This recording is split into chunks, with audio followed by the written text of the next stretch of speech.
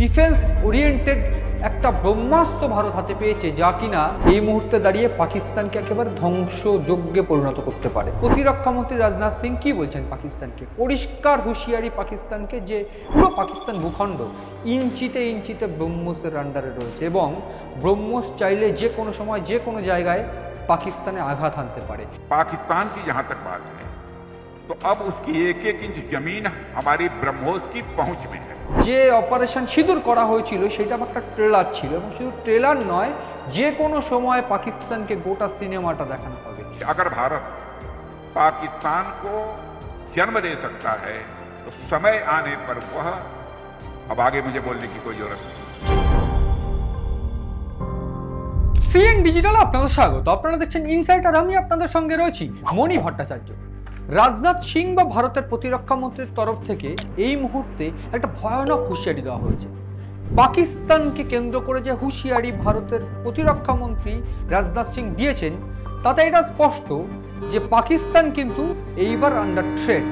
এবং এই মুহূর্তে দাঁড়িয়ে আজকের যে আলোচনা আমি করতে চলেছি সেইটা পাকিস্তানের ধ্বংসযজ্ঞ নিয়ে। এবং এই যে আলোচনা, সেই আলোচনায় আমি একেবারে বলবো যে পাকিস্তান কেন এই মুহূর্তে দাঁড়িয়ে রাজনাথ সিংয়ের মন্তব্যে ভয়ে কাঁপছে, তাছাড়া কেন ভারতের ডিফেন্স ওরিয়েন্টেড একটা ব্রহ্মাস্ত্র ভারত হাতে পেয়েছে, যা কিনা এই মুহূর্তে দাঁড়িয়ে পাকিস্তানকে একেবারে ধ্বংসযজ্ঞে পরিণত করতে পারে। ঠিক এই বিষয় নিয়ে আজকের এই আলোচনা, এবং এই আলোচনার শুরুতে আমি যে বিষয়গুলো বলার চেষ্টা করব, নাগ মার্ক 2 এটা একটা অন্যতম বিষয়। তাছাড়া ভারতের প্রতিরক্ষা মন্ত্রী রাজনাথ সিং এই মুহূর্তে ব্রহ্মসের গুরুত্বপূর্ণ একটা সেক্টর উদ্বোধন করেছেন এবং শুধু তাই নয়, গত কয়েক বছর ধরে ব্রহ্মসের যে কার্যকলাপ বা ব্রহ্মস অ্যারোস্পেস যে কেন্দ্র, সেই কেন্দ্র লখনৌয়ের উত্তরপ্রদেশ থেকে যে পরিমাণ ব্রহ্মস উৎপাদন হয়েছে, ঠিক সেই পরিমাণ উৎপাদনের পর এই মুহূর্তে অক্টোবরে একটা বড় অঙ্কের ব্রহ্মস উৎপাদন করেছে ভারত, এবং যা কিনা এই মুহূর্তে গোটা দেশে চুক্তিবদ্ধ হিসাবে ব্যবসা করতে চলেছে ব্রহ্মসের। এবং ভারতের এই যে ব্রহ্মস মিসাইল, যেটা রাশিয়ার সঙ্গে মিলে যৌথভাবে তারা তৈরি করছে, এই ব্রহ্মস মিসাইলে ভারত কিন্তু এইবার একটা অন্যতম জায়গা পেতে চলেছে। এবং ঠিক সেই জায়গায় দাঁড়িয়ে ভারতের প্রতিরক্ষা মন্ত্রী রাজনাথ সিং কি বলছেন পাকিস্তানকে? পরিষ্কার হুঁশিয়ারি পাকিস্তানকে যে পুরো পাকিস্তান ভূখণ্ড ইঞ্চিতে ইঞ্চিতে ব্রহ্মসের আন্ডারে রয়েছে এবং ব্রহ্মস চাইলে যে কোনো সময় যে কোনো জায়গায় পাকিস্তানে আঘাত হানতে পারে এবং গোটা পাকিস্তান ভূখণ্ড ইঞ্চিতে ইঞ্চিতে এই ব্রহ্মসের অধীনে রয়েছে। এবং শুধু তাই নয়, তিনি পরিষ্কার করে বলছেন যে পেহেলগাঁও হামলার পর প্রত্যাঘাত স্বরূপ যে অপারেশন সিঁদুর করা হয়েছিল সেটা একটা ট্রেলার ছিল এবং শুধু ট্রেলার নয়, যে কোনো সময় পাকিস্তানকে গোটা সিনেমাটা দেখানো হবে। তবে কি এইখানেই সূত্রপাত এবং বিশেষজ্ঞ মহলের মত যে আফগানিস্তান একদিকে পাকিস্তানকে চেপে ধরে রেখেছে এবং অন্যদিকে ভারত, মানে এমন একটা অবস্থা যে জলে কুমির ডাঙায় বাঘ। সেই জন্যই কি সম্প্রতি পাকিস্তানের বিদেশমন্ত্রী বা পাকিস্তানের প্রতিরক্ষা মন্ত্রী খোজওয়া আসিফ তিনি বলছেন যে আমরা আদতে ভারত এবং আফগানিস্তানের সঙ্গে যুদ্ধ করতে প্রস্তুত। তবে কি এইটা দাঁড়াচ্ছে কোথাও গিয়ে যে পাকিস্তান বুঝতে পারছে ভারত এবং আফগানিস্তান চারিদিক থেকে তাদের ঘিরতে শুরু করেছে?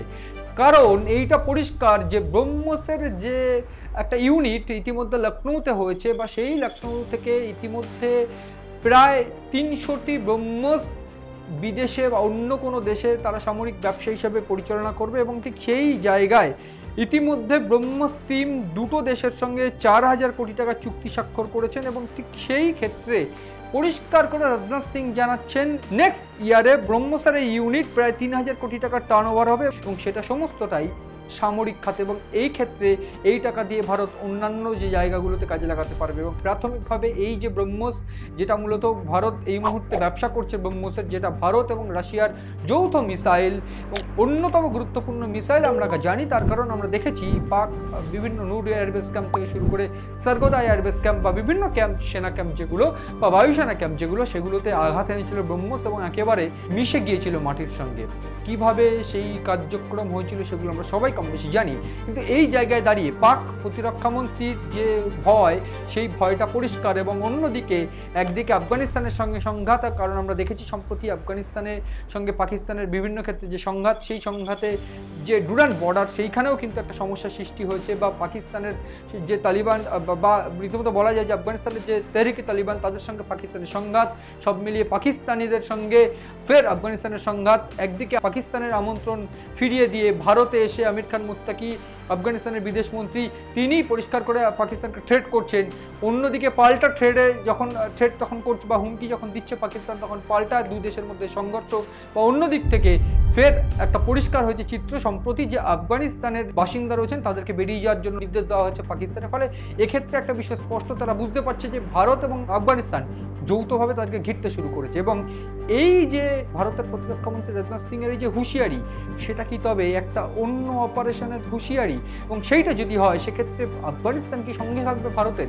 এটা একটা প্রশ্ন। এবং অন্য দিক থেকে একদিকে যখন ব্রহ্মোস নিয়ে হুমকি দিচ্ছে, তখন জিওপলিটিক্যাল দিক থেকে পাকিস্তান যেমন নাস্তানাবুদ, আফগানিস্তান এবং ভারতের চাপে পড়ে আমরা দেখেছি আমেরিকার সঙ্গে হাত মিলিয়ে তারা কিভাবে ষড়যন্ত্র করার চেষ্টা করেছিল। যদিও সেই সমস্ত ষড়যন্ত্র ওভারকাম করে ভারতের ডিফেন্স এবং ভারতের অন্যতম যে কূটনৈতিক ক্ষমতা, সেই ক্ষমতার মাধ্যম দিয়ে এই দুটো দেশ এই মুহূর্তে পাকিস্তানকে যেভাবে একেবারে তীরে বিঁধে রেখেছে, সেইটা কিন্তু পাকিস্তানের ভয়ের কারণ। এবং অন্যদিক থেকে এই ব্রহ্মোস, সেটাও কিন্তু পাকিস্তানের একটা ভয়ের কারণ। ঠিক তার পাশাপাশি ভারতের ডিফেন্স এত উন্নত এই মুহূর্তে দাঁড়িয়ে যে ভারতের ডিফেন্স সেক্টরে আরও একটা বড় পরিবর্তন, এবং ভারত এই মুহূর্তে যে ভয়ানক অস্ত্র হাতে পেয়েছে, সেইটা কিন্তু পাকিস্তানকে যে কোনো মুহূর্তে গুড়িয়ে দিতে সক্ষম। এবং আমি বলতে চাইছি মূলত নাগ মার্ক 2 বা নাগ MK2 এর কথা। এবং এই নাগ MK2 যে অ্যান্টি গাইডেড মিসাইল, সেই অ্যান্টি গাইডেড মিসাইল কিন্তু যে কোনো উপায়ে, যে কোনো রকমভাবে প্রায় 7 থেকে 8 কিলোমিটার পাকিস্তানের ভিতরে ঢুকে লক্ষ্যবস্তুকে টার্গেট করে কোনো রকম অপারেটর ছাড়া ট্র্যাক অ্যান্ড লক করে একেবারে লক্ষ্যবস্তুকে গুড়িয়ে দিতে সক্ষম। এবং এই নাগ মার্ক 2 অ্যান্টি গাইডেড মিসাইল মূলত শত্রুপক্ষের যে কোনো ট্যাঙ্কার, সেই শত্রুপক্ষের যে কোনো ট্যাঙ্কারকে গুড়িয়ে দিতে সক্ষম। আমরা দেখেছি সম্প্রতি ইরানে যখন পারমাণবিক উন্নয়ন চলছিল বা পারমাণবিক যে সমৃদ্ধকরণ চলছিল, ঠিক সেই পারমাণবিক সমৃদ্ধকরণ রুখতে ইসরায়েল আমেরিকা একসঙ্গে মিলে আমেরিকা একটা মিসাইল দিয়ে হামলা চালিয়েছিল। এবং সেক্ষেত্রে যে অ্যান্টি গাইডেড মিসাইল ব্যবহার করা হয়েছিল, সেই মিসাইল রীতিমতো হেলফায়ার বা অন্য ক্ষেত্রে ইসরায়েলি যে মিসাইল স্পাইক, এই ইসরায়েলি মিসাইল স্পাইক বা অন্যান্য ক্ষেত্রে হেলফায়ার, এইটা কিন্তু যে কোনো ট্যাঙ্ককে গুড়িয়ে দিতে সক্ষম। এবং যে কোনো ট্যাঙ্ক, সেটা হায়ার এফিসিয়েন্সি ট্যাঙ্ক হোক বা অন্যান্য ক্ষেত্রে মাঝারি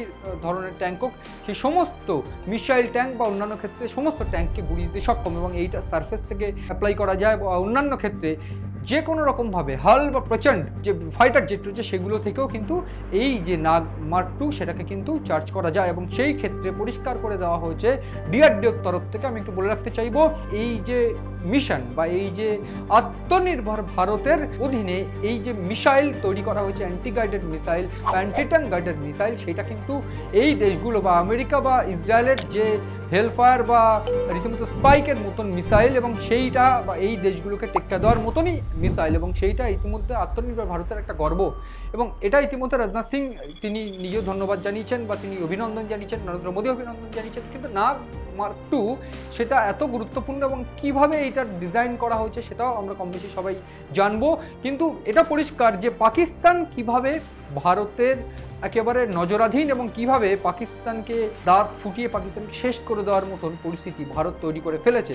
একদিকে আফগানিস্তান, অন্যদিকে ভারত। কিন্তু নাগ মার্ক 2 সেক্ষেত্রে আমাকে একটু বলে রাখতে হবে যে নাগ মার্ক 2 2018 সালে পোখরান রেঞ্জে কিন্তু প্রথম সফল পরীক্ষা হয়। এরপর 2022-23 সালে ভারতীয় সেনা ও বিমান বাহিনীর তরফ থেকে যৌথ পরীক্ষায় সফল হয় এবং 2024 সালে সরকারি আনুষ্ঠানিকভাবে অনুমোদন হয় নাগের। এবং নাগ মার্ক 2 সম্প্রতি কিন্তু DRDOর তরফ থেকে বা ভারতীয় সেনাবাহিনীর তরফ থেকে এটাকে একেবারে সফল উৎক্ষেপণ করা হয় এবং সেটা পরিষ্কারভাবে সফল হয়েছে। আমরা জানি এর আগেও কিভাবে ভারতের মিসাইল, যে সাবকন্টিনেন্টাল ব্যালিস্টিক মিসাইল, অন্যান্য ক্ষেত্রে যেসব ব্যালিস্টিক মিসাইল ভারতের হাতে পেয়েছে বা intercontinental ballistic missile, rail based remote control ballistic missile, সেইগুলো কিন্তু ভারত ইতিমধ্যে নিজেই DRDOর তরফ থেকে ভারতের আত্মনির্ভর প্রকল্প বা নরেন্দ্র মোদীর দেখানো যে পথ আত্মনির্ভর ভারত, সেই প্রকল্পের মাধ্যমে কিন্তু ভারত সেগুলো তৈরি করে ফেলেছে। ঠিক এই জায়গায় নাগ মার্ক টু আরও একটা সফলতার চিহ্ন, এবং নাগ মার্ক টু বিষয়ে যে বিষয়টা গুরুত্বপূর্ণ, এটা অত্যন্ত হালকা। এবং এই মুহূর্তে যে বিষয়টা একেবারে বলে রাখতে চাইবো, যে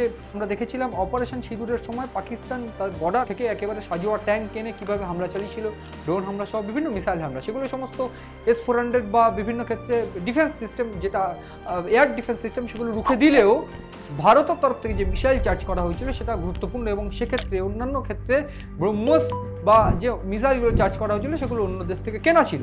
এবং এই জায়গায় ভারতের এই যে মিসাইল এই মুহূর্তে দাঁড়িয়ে নাগ মার্ক টু, সেটা কিন্তু শত্রুপক্ষের যে বর্ডার এলাকা, আমি যদি বলি সার্ক্রিক সীমান্ত, অন্য ক্ষেত্রে কাশ্মীর সীমান্ত, এই সমস্ত জায়গায় যদি ভারত ফিল করে যে কোনো জায়গায় কোনো শত্রুতা চলছে, কোনো রকমভাবে সেনাদের তরফ থেকে শত্রুতা বাড়ানোর চেষ্টা হচ্ছে পাক সেনাদের তরফ থেকে, ভারত যে কোনো মুহূর্তে যে কোনোভাবে এই যে নাগ মার্ক টু যদি চার্জ করে, সেক্ষেত্রে কোনো রকম অপারেটর ছাড়া এই নাগ মার্ক টু একেবারে আক্রমণ করবে এবং ধ্বংস করে দেবে পাকিস্তান বা অন্যান্য ক্ষেত্রে শত্রুদের সমস্ত ঘাঁটি বা শত্রুদের সমস্ত অ্যাক্টিভিটি। এক্ষেত্রে আরও যে বিষয়টা আমি একটু বলে রাখতে চাইবো, যে সাজোয়া ট্যাঙ্ক বা অন্যান্য ক্ষেত্রে সাজোয়া গাড়ি সমস্ত কিন্তু গুড়িয়ে দিতে সক্ষম এই নাগ মার্ক টু। এবং এক্ষেত্রে নাগ মার্ক টু আমরা সবাই জানি, এর আগে হেলিনা অর্থাৎ হেলিকপ্টার লঞ্চ নাগ এবং স্ট্যান্ড অফ অ্যান্টি ট্যাঙ্ক, এবং এই দুটোই কিন্তু ডেভেলপ রয়েছে নাগ মার্ক টুয়ে, যেটা আমরা আগেও পেয়েছিলাম। ফলে এই যে অ্যান্টি গাইডেড মিসাইল, সেটা কিন্তু যে কোনো ট্যাঙ্ককে এবং রীতিমতো বলা ভালো যে কোনো মিসাইল ট্যাঙ্কে উড়িয়ে দিতে সক্ষম।